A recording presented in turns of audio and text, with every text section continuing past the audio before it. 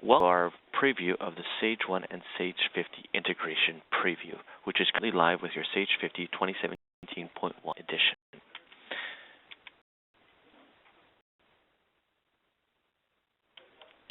As you know, Sage50 is a well-adopted and well-loved product by the accounting professionals in Canada, and that you've spent a significant amount of time investing and learning yourselves in this product, and that is something that you're very comfortable working with.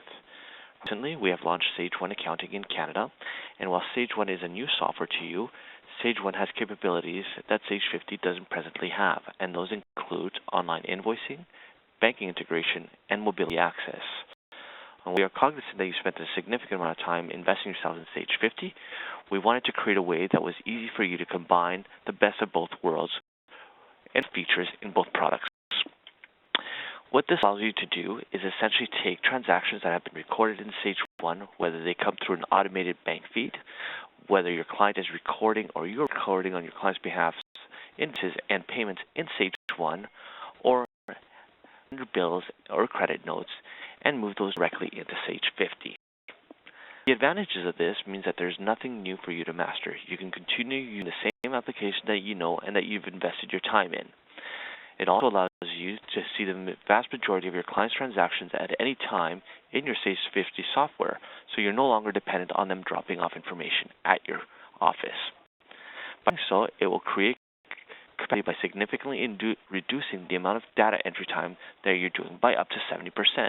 You no longer have to go chase those bank statements or enter that information into your Sage50, as it will flow automatically. It will also allow you to spread your work throughout the year for your annual and quarterly clients. One of the advantages of having this hybrid model is that it will also give you permanent record of all the transactions, and you'll always have access to the data even without an internet connection when you have it stored locally on your Sage50 connection. Well, this gives you more accurate client invoices with automatic sales tax calculations. What does it mean to you? Well, a bottom line, less data entry time means improved margins. The additional capacity to offer value-added services that help your client increase your revenues. And margins means that you can be competitive against price-based competition. It also means better client relationships. By doing this, you can move your client relationships from being reactive to being proactive as you have access to real-time data. With the data, you can provide value at any time of the year, not just once a year or a quarter, but on a monthly basis. And it also provides a simple online tool so that clients can do some of the work themselves and feel greater control while you continue to offer valuable advice from a distance. Well, you would sign up for your Sage1 Accountants Edition. Once you have created your Sage1 Accountants Edition, you would invite your clients to create a Sage1 account. Once your clients can connect to Sage1 accounts, you can have their banks, credit cards using an easy linking wizard, which we will go through today, and connect your clients to Sage1 account from Sage50, and all data will automatically import and see and work on your clients' transactions at any time within your own Sage50 Accountants Edition. Let's move over to the demonstration. Created for today a brand new Sage1 accounting file. As you can see here, based on the summary, we have to bring in any transactions. The file is completely open. With well, we haven't brought in yet our list of customers, our list of vendors, nor products, services. Instead of importing these to the wizard that is built in directly into Sage1, what you do is go over to your Sage50 and have this information transferred automatically. How we do that? First step would be for you to open up your Sage50 file. Through your Sage50 file, you will go to your File menu, and you'll see a drop-down option that says Sage1. You'll go ahead and set up a connection wizard. By doing so, there will be a pop-up that will show up on your screen. This will ask you to go ahead and sign in to your Sage1 Account Edition. Once you have validated your credentials, the next step of the wizard will ask you to allow Sage50 to get data from Sage1. You will need to allow this. Once you accepted this, a wizard of configuration will show up on your screen. There are ways that you can treat this wizard of configuration. There is a manual setup as well as an auto setup. you will need to do is click on the next feature at the bottom of your screen. And drop down, you will have access to a list of all active companies in Sage 1. You will select your client file, so that is that client file from Sage 1 that you're mapping to your Sage50 file. Again, you do have the option for an auto setup, which is a one-click button, which will take you through 7 steps of configuration. Or you can do a manual setup, which is what we'll do today, which will show you each step involved that can be available through the auto setup.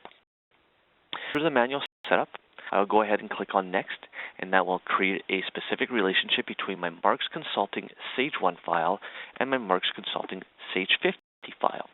Now, the first step that I would like to do is remove the chart of accounts that exists in Sage 1, as I'd like to replace it with a new chart of accounts from Sage50. In order to do so, I will click on the bottom left-hand side where it says Remove Accounts. This will highlight all the accounts that are presently not mapped, and click on the Remove Sage 1 Accounts. This will go ahead and remove all accounts except for the required accounts. Those will stay in the system.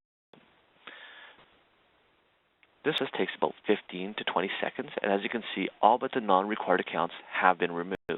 If I would like to print a summary, I have the ability to do so, and I can keep a local copy for myself. Otherwise, I'll click on the OK located in the bottom right-hand side. Now that I have removed all the unnecessary accounts from my Sage 1 chart of accounts, I will go ahead and import the new accounts from Sage50. To do so, I will click on the bottom right-hand side where it says Upload Sage50 Accounts to Sage 1. This again will bring up a pop-up. It will highlight all the accounts that are presently not in Sage 1 that are coming from Sage50. You work with departments. There's a little toggle at the very top here that will allow you to include departments. Those will be slightly to the right-hand side, and you can go ahead and select them, for we will not include our departments. So we have all of your chart of accounts that is selected. Go click on the OK. Oh, my geez. Click on the Import. Upload accounts. Having uploaded those accounts, you can get 3 messages. A green check mark will say that all accounts have been uploaded successfully. If you ever change the name of your accounts, you can also relaunch this wizard and get blue exclamation mark saying that all the accounts have been updated. If you have an error, you could receive a red X, in which case you do have the ability to relaunch this upload of accounts. It will not duplicate the ones that have been successfully brought in. Once we have done this, we will click on OK, and we have successfully brought in our chart of accounts. Now, maybe some accounts that are not mapped, and as we go through our list, we will see, for example, our checking account in this case is not mapped. If you'd like to map that account, you can go ahead and click on it and click on the wizard and select an account or search by number or by name. Once selected that account, you can continue down your list and see if there's anything else that is not mapped that you would like to map. Once you're satisfied with the mapping, go ahead and click on Next. If your account is physical products and you would like to control the inventory in Sage50, you have the ability to map the inventory assets. On the other hand, if your client is just using service-based industry and you are not controlling inventory, you can skip this step and proceed to the setup of sales taxes. Now, Sage 1 and Sage50 Wizard will automatically recognize the taxes that you have in Sage 1 and map them to the corresponding taxes in Sage50. By clicking on Next, it will also automatically map the codes. If you would like to change these, you can at any point click through the drop-down field and go ahead and select another tax. In our final step, which is to upload other records, this will also allow us to upload customers. And this will be the same as what we saw earlier. Any account which is not mapped, we can go ahead and select, and we can upload those customer records. Once we have uploaded those customer records, we can go ahead and click on OK and escape through this screen.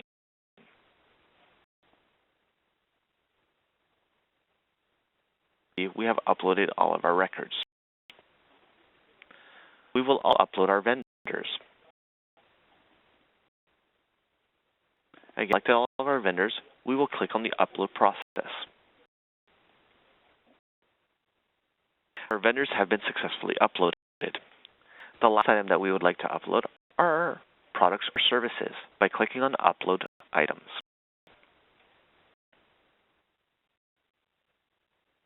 To bring in just your service-based items, you notice at the very top there is a pin.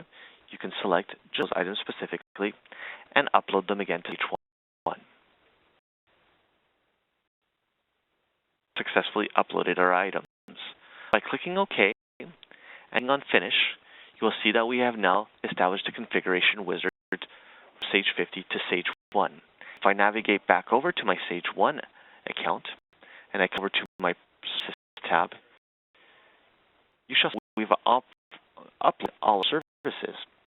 If we go to our customers, you will all note that we have brought over all of our customers, and the same thing with our vendors. The same would apply with our chart of accounts. So some of the benefits of doing this integration is that now if I created an invoice in Sage1, I would automatically be able to download it over into Sage50. Also happens with expenses. Another highlight for you, and again a good savings, is over under the banking integration. If you set up your client to get an automatic bank feed that is brought into the system, you on your screen that you will have the rate of transactions that have been brought in. From this bank feed, you can then go ahead and download all those transactions automatically into Sage1. So once successfully mapped on an account, we'll see that we have 5 new transactions that have come in. To avoid you from having to chase down the bank statement from your customer, or having to manually enter the information. Advantages that you can do from here. Well, let's take, for example, that you have a deposit that has come in for $1,200. You could take this deposit, you go ahead and select the corresponding customer or vendor. You select the corresponding chart of accounts. So let's say that that is attributed to your sales. Once you have done so, again, you could select the province for your taxes, as well as tax rate. You will have the ability to split this transaction. If I wanted to post this to several different ledger accounts, I could divide the amount and put it over multiple different ledger accounts. Today, we will keep this simple and we'll just take the one transaction and we will treat the transaction in Sage1. As you can see, we didn't need to type any of the information, we didn't need to chase any of the information, and we got that automatically brought over. The next step would allow us to go over to our Sage50 file. In our Sage50 file, we would now go over to our File menu, select Sage1, drop down, and go over to Download Transactions. We put the date as of when we wanted to bring in new transactions, and that would be as of today's date. And then we would go ahead and download those transactions.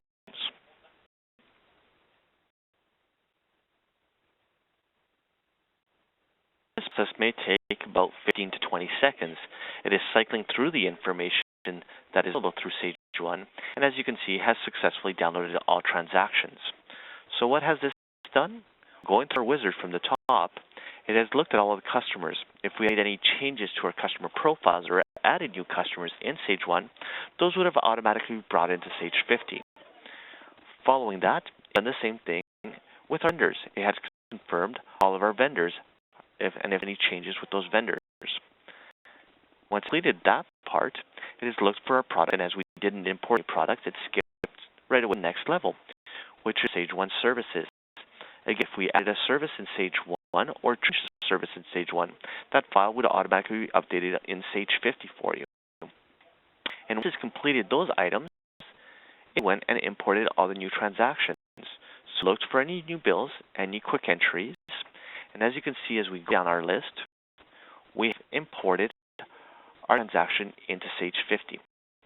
And that completes our integration preview of Sage1 and Sage50.